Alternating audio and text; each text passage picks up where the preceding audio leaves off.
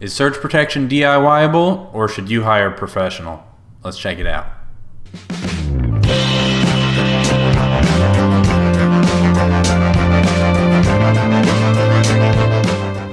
What's up, Sparkies? Today we're going to talk about installing a whole home surge protector.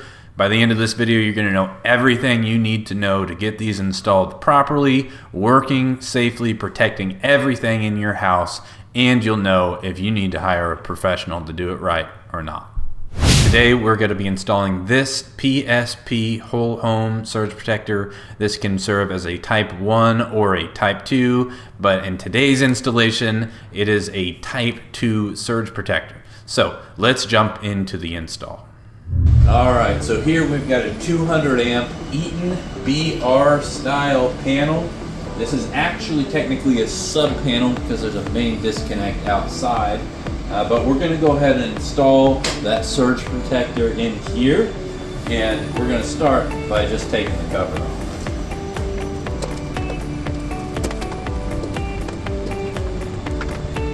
Now, one of the nice features of the Eaton panel is these keyhole hooks, so that I can actually loosen both of the screws and then just lift and remove the cover without having to hold it on there and worry about it slipping and falling. Alright, so we got the panel open, and we are actually going to be installing this surge protector in the bottom right hand corner of this panel. Now, a lot of people seem to think that surge protectors need to go right underneath the main breaker, but that's actually not the case. Now, some manufacturers may recommend that, and if that's the case, follow the manufacturer recommendations. But this particular manufacturer says that the placement of the breaker that you install the surge protector on really doesn't matter. What really does matter is the length of the leads. And so we want to do whatever we can to make sure that the leads tied into this panel are as short as possible.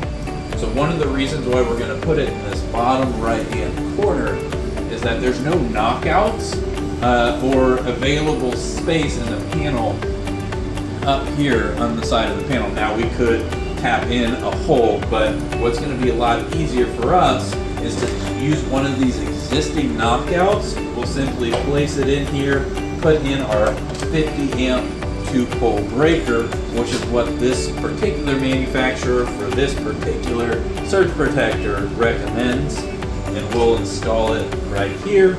We'll get the surge protector in there. The leads are going to be super short, and this is going to be a very effective surge protector. So I'm going to jump right into it and get this guy installed. So the first thing I'm going to do is install this 2-pole 50 amp breaker. We've got 2 slots down here at the bottom, so I'm going to go ahead and carefully get this installed. Alright, now that we've got the breaker installed and it is in the off position, we're going to knock out this knockout here.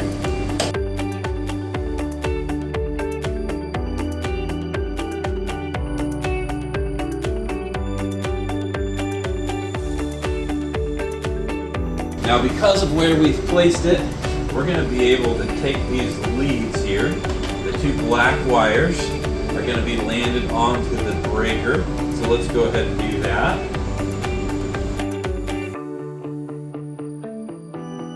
Now, it's important anytime you're working with stranded wire to ensure that you re-twist that wire, make sure it doesn't fray and go all over the place when you land it under the lead. And I'm going to go ahead and cut this other wire as well.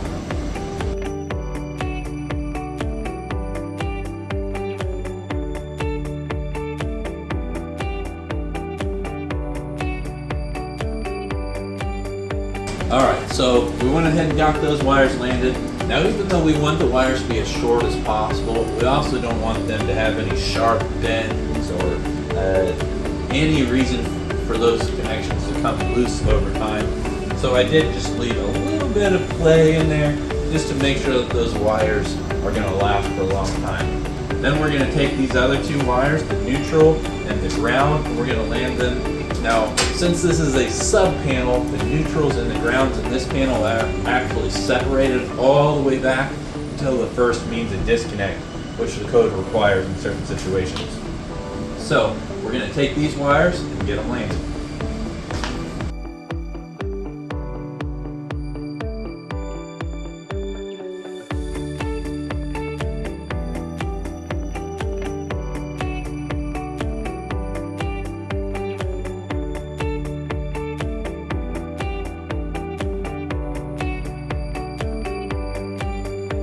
Now we're ready to go ahead and turn this breaker on, and you'll see that this surge protector should light up green. And there we go. So there you go. That was the entire installation process for a whole home surge protector. Now, if you're thinking that you might want to install one of these yourselves, just keep in mind that many manufacturers require the device to be installed by a licensed professional, otherwise the warranty will be voided out.